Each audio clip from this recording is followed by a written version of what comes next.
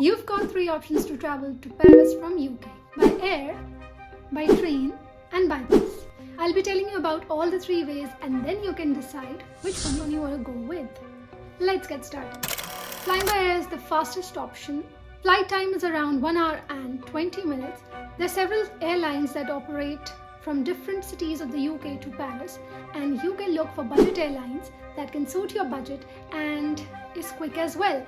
So I flew with the EasyJet. We could manage a deal of £60 return ticket, which I don't think is a bad one.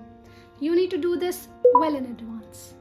You get all the facilities available as you would with an air flight, but the only problem is that you're restricted to the luggage that you're going to carry in these budget airlines.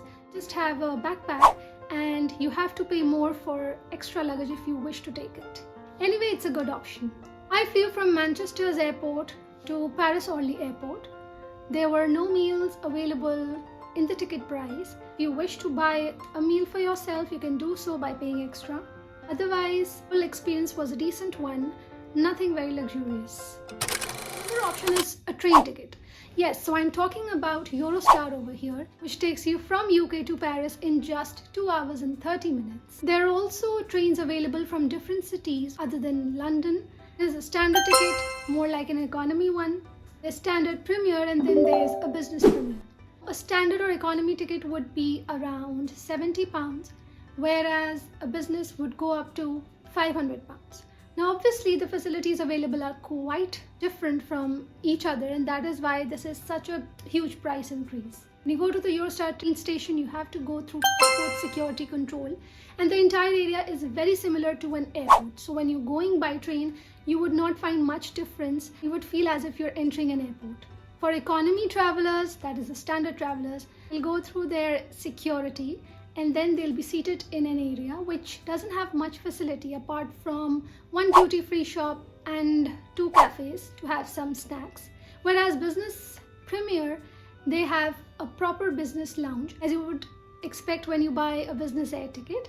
There are meal options. The meal is really fancy and really nice. So the ticket price that you're paying is actually accounted for in the meals and the services over there. Fancy part of this train is that you're going to pass through the English Channel through an underwater tunnel. So your train is going to enter into the tunnel while you're in the UK, and you're going to come out of the tunnel and you will be in France. Another option is to travel by bus or coach.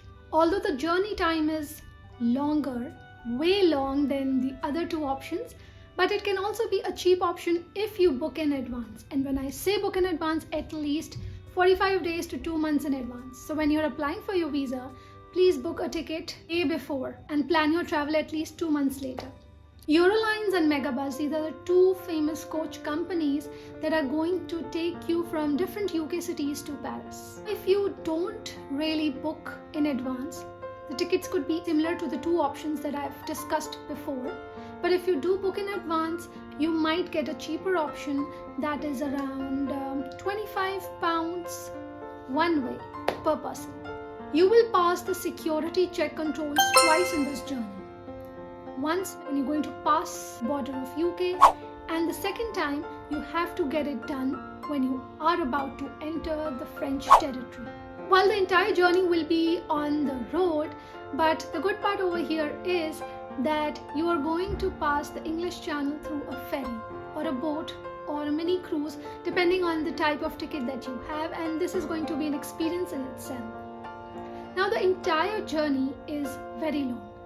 It takes about 9 hours and 30 minutes for you to leave UK and reach Paris, but you can also opt for a ticket which is slightly expensive but cuts down the journey time to 7 hours and 30 minutes.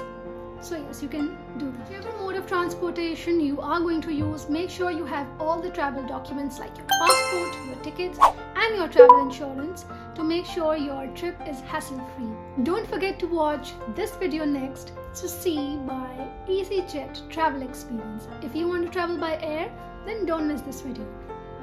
Bye!